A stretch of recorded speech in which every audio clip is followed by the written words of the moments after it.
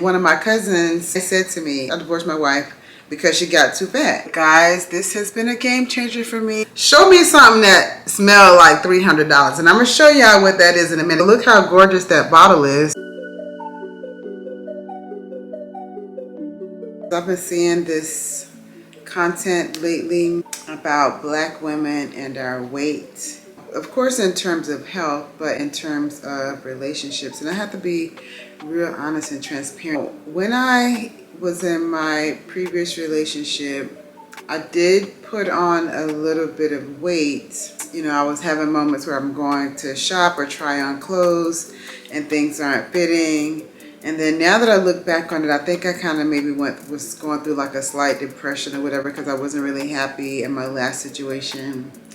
But when I got out of it, I didn't really get serious until this past summer. And although I didn't make it necessarily about a relationship, because I definitely didn't, it was about me, I wanted to be smaller and all that. What I realized on the other side is that I would not have attracted my current relationship, specifically with the person that I'm with, had I not dropped the weight. I also was one day walking last summer, and by that time I had probably lost maybe about 15 pounds or so. And you know, people were starting to like honk their horn, like no lie, while I'm walking. And this one guy pulled up and asked me out on a date. And he's like, can I get your phone number? I want to take you out. You look beautiful. And y'all, I looked a mess.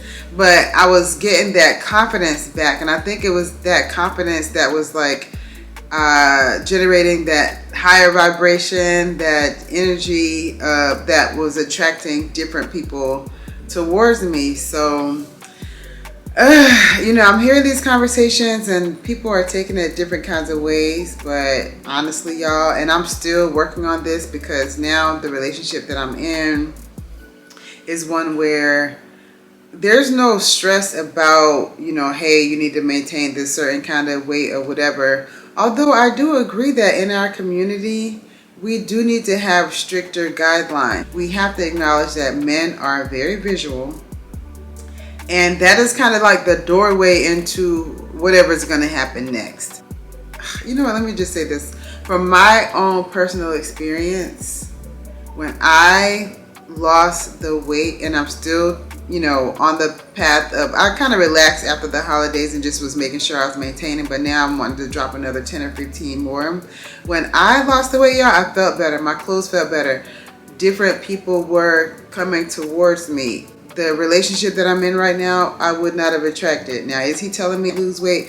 No, but he's also a person that goes to the gym every day. So, you know, because I now am active most days, if not every day, I've kind of got a certain baseline for myself that allowed me to attract this particular relationship.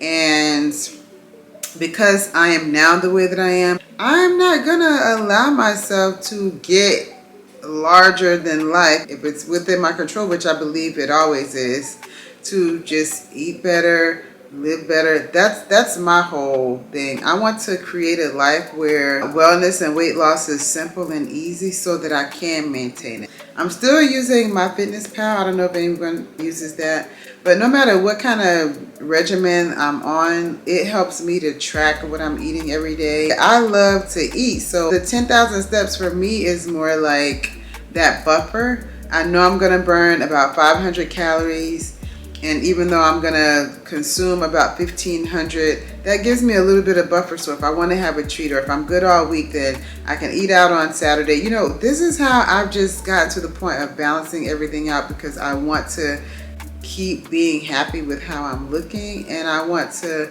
make sure that my man is happy with how I'm looking. I think, you know, when I think about it, and I'm looking at all these recent videos that I've seen about, you know, the war against Black women and their weight, and I'm like, a lot of this, for me, I had to take accountability for myself. Being chunky is not, for me, I was not attracting the type of man that I wanted to attract. Taking control over something that I can control and seeing the difference in what that has made in my life it motivates me to keep going. Spring is coming back, so I'm looking forward to that, because in the fall and winter, I wake up, I go to work out at 4, I come back at 5:30, I do a couple of things, empty the dishwasher, a couple of things like that, take a shower, and I get back in bed for an hour and a half or 2 hours. I do my meditation, prayer, all that, and then I start work. But with the spring coming back, this is my most exciting time of year, because I feel so rejuvenated when I go outside, you know, right before sunrise, and I take that hour and a half walk. It's just my time to commune with myself, with God, just to think about my life and listen to whatever content that I might be into at the moment on YouTube. And then I just have this glow. Like, I can look at my pictures from last spring and summer and see just the beautiful glow I had in my face and my skin, and just how slim my face looked. Like, it was just such a magical experience. So I am so looking forward to that. But yeah, just from my experience, being in the body that I want to be in has just been phenomenal. It only goes up from here, and I refuse, personally, I refuse to let my weight stand in the way of any type of opportunity, maintaining my relationship. Yeah, I'm not playing any games. I'm not taking my foot off of my own neck. I'm not taking my foot off the gas. I do believe that men have the right to like what they like, and as a woman, if I wasn't being chosen by the type of man that I wanted to be chosen by, and it just so happened to align with what I wanted to do for myself, and then I'm seeing the results of how men respond to me now, the type of approach, the level of approach, the quality of men who approach me now at a smaller size. Just like men can have options, we women can have options too, but for me, I know that my options are totally in alignment with the way that my body looks, and the way I feel about my own body, and the way I'm able to present my own body, being in a more healthy and fit body. One woman was saying, like, listen, she married her husband, and he told her straight up before they got married, like, no, I was in a relationship and I left her because she got big. And honestly, y'all, this reminds me, I remember one of my cousins, I was 18, so he probably was like maybe 40-ish at the time. We're talking 30 years ago. This man said to me, oh yeah, I divorced my wife because she got too fat. And I was like, okay, you know, but that always stayed in my mind. He literally said it. I told her that if she got big, if she gained weight, if she got too fat, that I was gonna leave her. And y'all, the man, he left her. Remembering that and comparing that with the experience that I'm having right now, I would never let my weight get in between me and my own self-confidence and happiness, and between me and the type of relationship that I want to have. I don't know, that's just my own personal opinion. I want to know you guys think about that though. And do you have your own personal experience where you might have lost weight and how that affected your outcomes? Our refrigerator organization project is a work in process, but I do like these bins I found at Aldi. Right now I'm just keeping like my fermented foods in here, and then up here I have my pickled onions and my lemon ginger tea, all my little jarred items, and my occasional treats, my prebiotic sodas. These were on BOGO at Publix this week, so I'm actually really liking these. Y'all know I really like this one right here, but I really love the different flavors that they have of this one. And this is where I'll be keeping like my prepped stuff. This is some massaged kale. I've got some beets in here, and here is my yogurt bin. So I like this because typically when I'm really super hungry, first meal of the day, I can just pull this out. And I got some crushed pineapple in there, some cherries, and some cherry pie filling, just depending on how I'm feeling that day.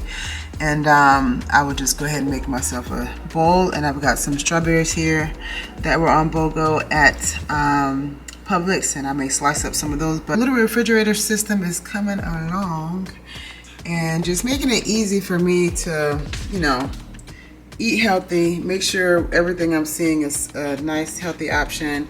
And here is where I keep like my leftovers from things that I'm cooking. Having this little system in place just makes my meal so easy to accomplish, and just makes it easy for me to make a nice healthy plate and make a nice healthy yogurt bowl.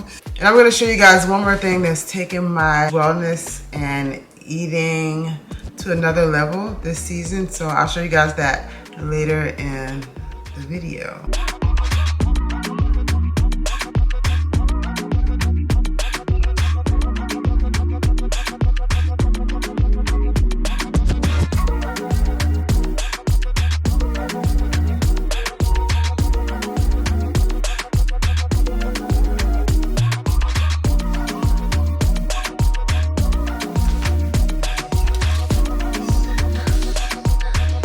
Look how delicious and beautiful these look, y'all. I'm gonna let these sit here for about 30 minutes, and then I'm gonna pull all the flesh out of here, season it up a little bit, and this is gonna be my sweet potato mash. I may have one of them as just a whole potato that I may eat a little bit of the skin or whatever. I don't hate sweet potatoes, but I don't love them either, but I want to love them. What happened yesterday was kind of miraculous. I'm on my walk, and all of a sudden I'm like, I had this crazy craving for a sweet potato. So that's how we got here today. So maybe things are about to change. Maybe all of a sudden at 49, I'm gonna start loving sweet potatoes, which would be absolutely fabulous for me. I'm finally using this rosemary that I got from the farmer's market that my building hosted the other day. So I'm just gonna peel this off. It smells so good. And I'm gonna put this in these mashed sweet potatoes. Oh, smells so amazing. And then I'm just gonna finely chop this up.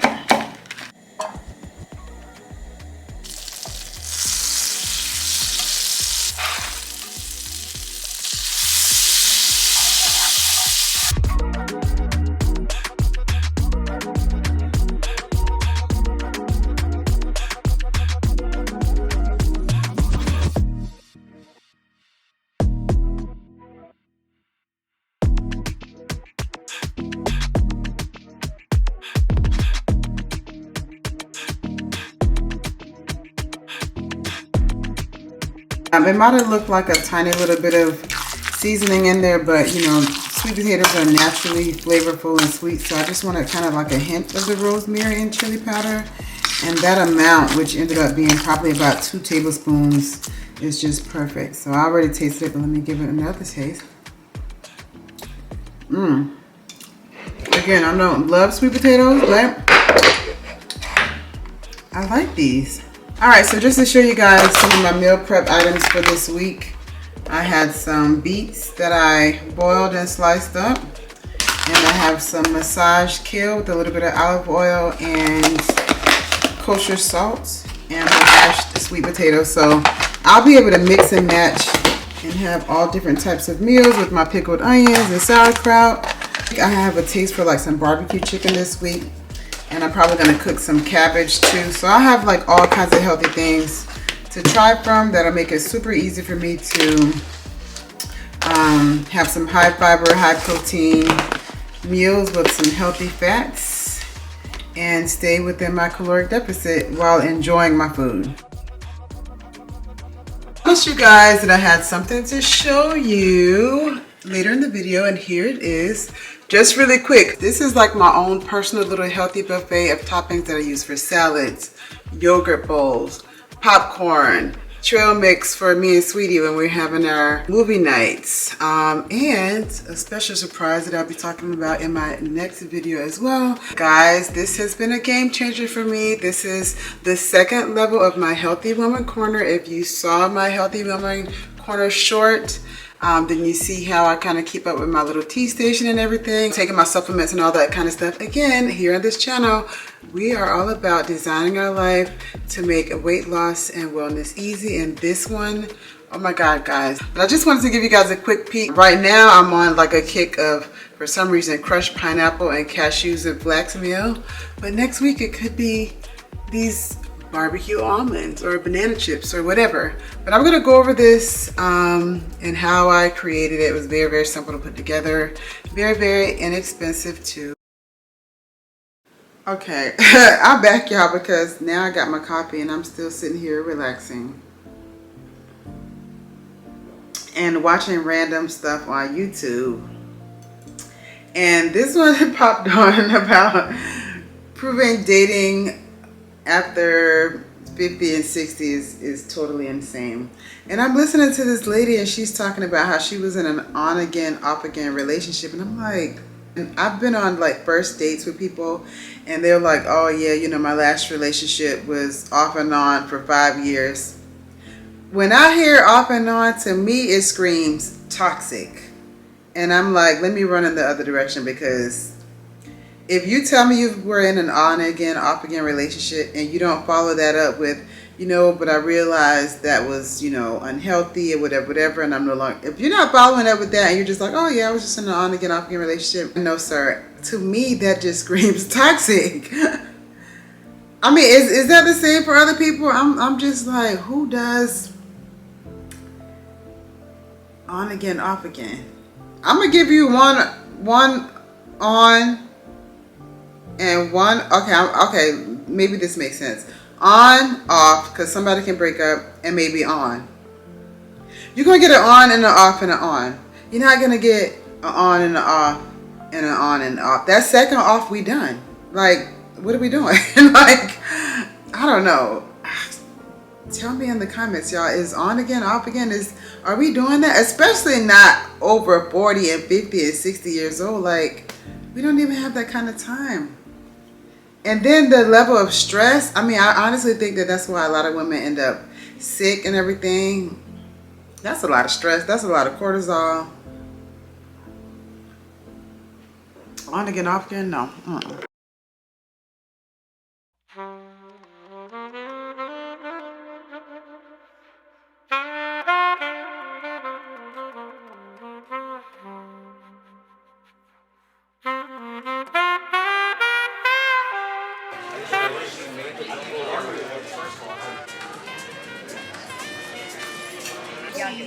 Waking up at night, I don't have that. Sleep. Is that my mistake? What is that? I want to take some. Yeah. She said when I asked you. Oh, do you have to ask for that? It doesn't come with that Is that entree? your shoes? I want Beverly Hills. That's what they order. I'm gonna do a spinach salad. Yeah, it's really good. Yeah. If June likes it, then I know I like it. Okay. It's really good. I'm gonna try that. I had him bring me some of that dressing. Tear down the elliptical and put it in the garage, and I will pay him for his time. I don't have no.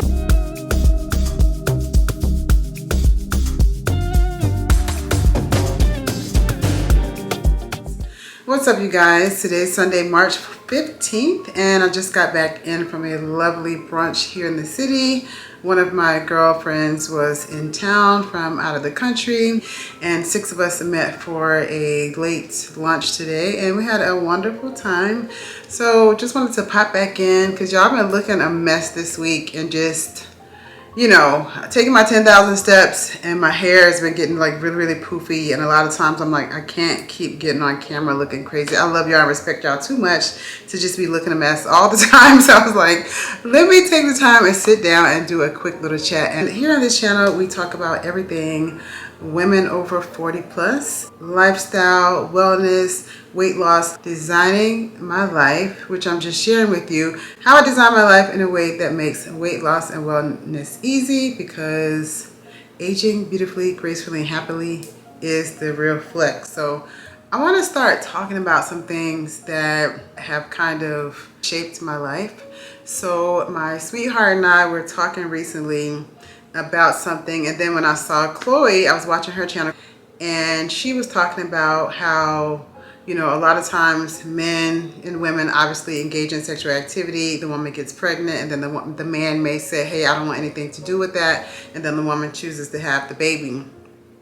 And I was like, wow, you know, that is such a real topic. And it made me think about my perspective on that. And I can't speak for anybody else, but I can tell you that I made certain decisions, and it's definitely how I chose myself and what I chose to do, because I didn't want to have to deal with a baby daddy that I wasn't going to be married to. And part of this was drilled into my head from my family, of course, my parents. But yeah, this is basically how it went down. When I was 14 years old, my mom came home one day and she's like, hey, I'm going to be picking you up tomorrow at around lunchtime and taking you back after lunch. And I said, why? And she said, because you're going to the doctor.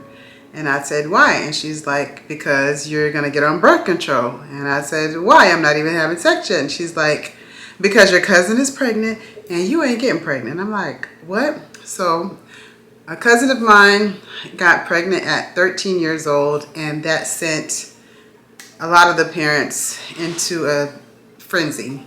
So my parents decided, oh, okay, we're going to slap her on birth control.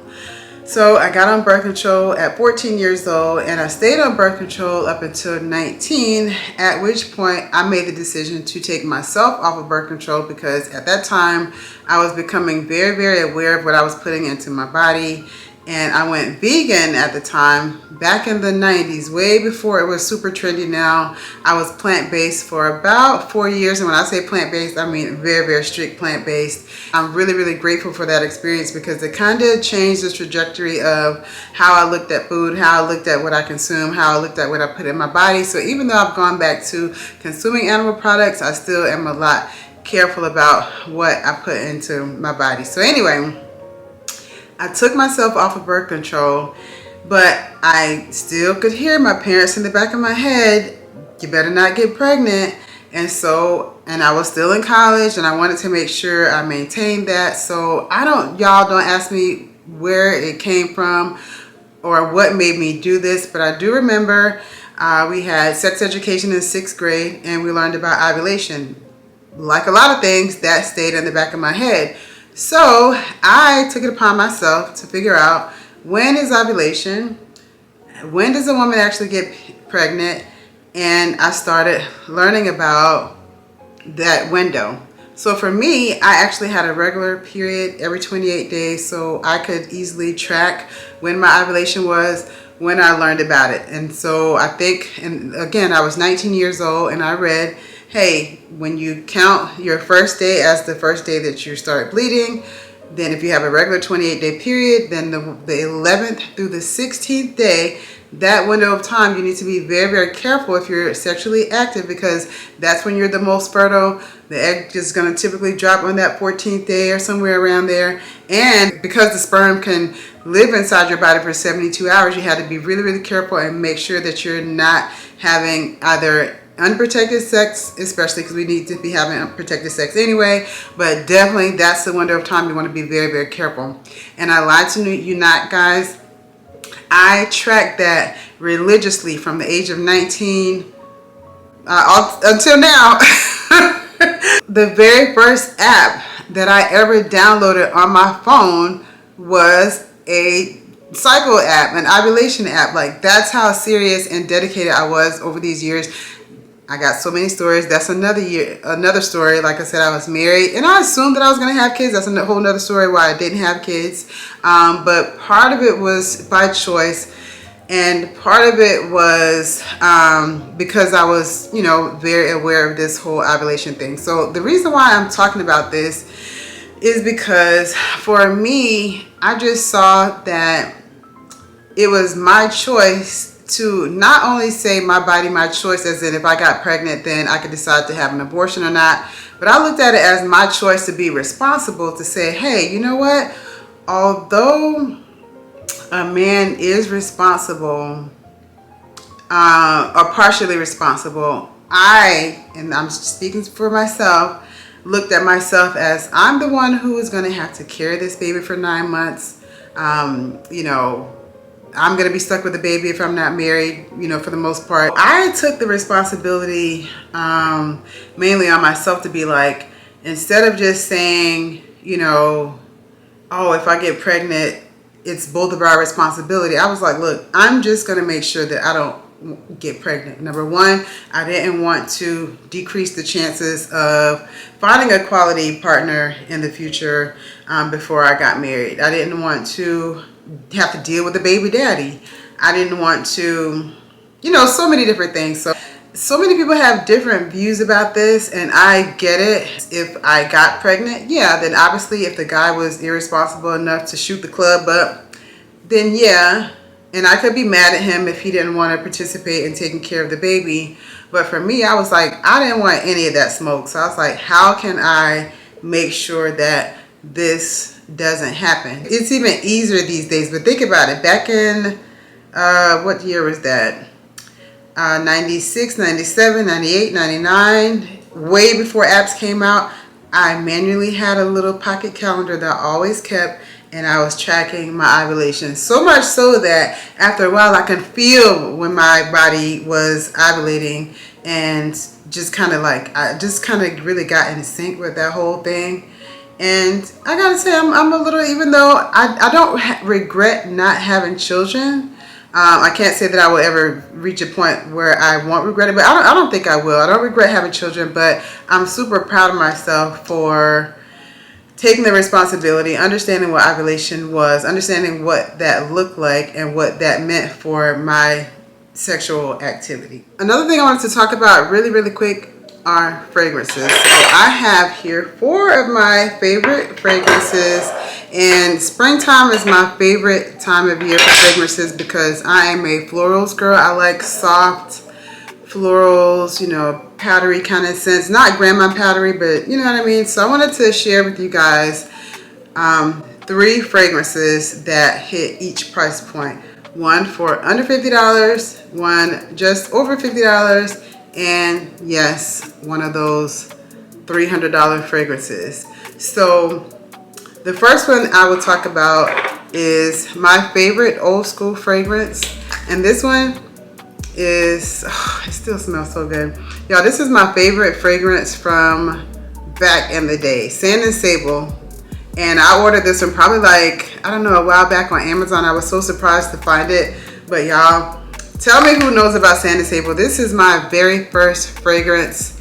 I think I was in probably middle school when my mom bought the first one, and back then you got the fragrance and then it was in a different bottle, and then it came, but this one smells, it's identical.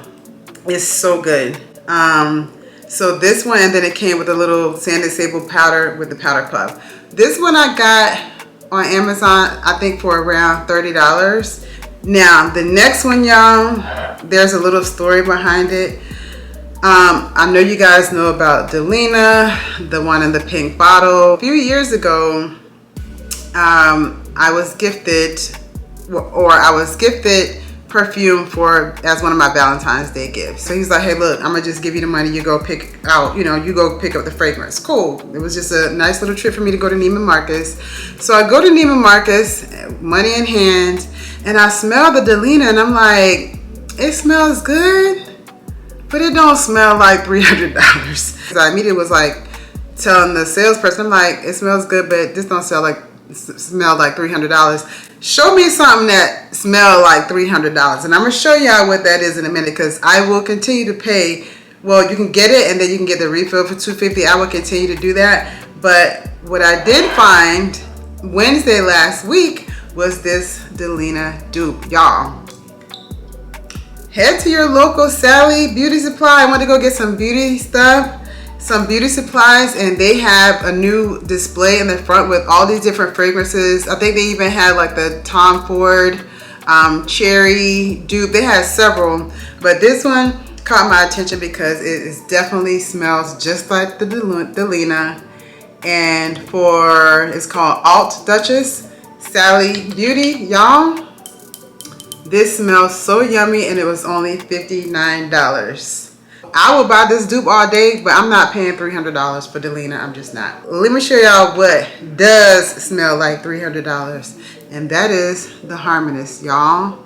This is the bomb, okay? It's the Harmonist Yin Transformation Perfume. Oh, y'all, it's like, I don't even know how to describe it. I never even looked up what the notes were. When I wear this, it's getting the compliments. It's definitely getting the compliments. And yes, that's all I can say. This is a yes, the Harmless. If you have the budget and you want to spend something, but you want to smell like you spent something, this is it right here. $300, but then the refill is $250, and I need to get another one right now. Now this one is a little bit tricky and interesting, but look how gorgeous that bottle is. Beautiful, and it has these little green, lime green rhinestones and lavender. This reminds me of the Lolita Limpica bottle. Who knows about the Lolita Limpica? That one is really good. But this is the Swiss Ariane fragrance by Loyola. I ordered this one on Amazon. This one, very powdery, soft, super powdery scent. When you first smell it, like I remember the reviews were mixed reviews. A lot of people were like, oh, this smells so good, I love it. And some people were just like, oh, this smells like my grandma. This smells like church. One person said, and I laughed. I was like, you know what? I think it was like $20-something. So I was like, okay, if I don't like it, I'll send it back, but I'll get it. But y'all, it's very lovely. I love having this on my perfume tray. It's so beautiful. And it smells nice. And this is another one of my fragrances. Y'all know I told you the last time that I like layering the La Tapayara with Egyptian musk from Ulta. So this is one of my layering oils. This is just one of my smell good tricks. I always like to have like a nice oil. And this one is just a nice base. It dries down so soft and lovely. And it's a good base for some of my like less expensive perfumes, like soft scents that I find at Marshalls and TJ Maxx. I'm typically gonna wear them layered with this. And that's it. That's my little perfume talk for the day. I wanted to just put y'all on. Who doesn't love to smell good?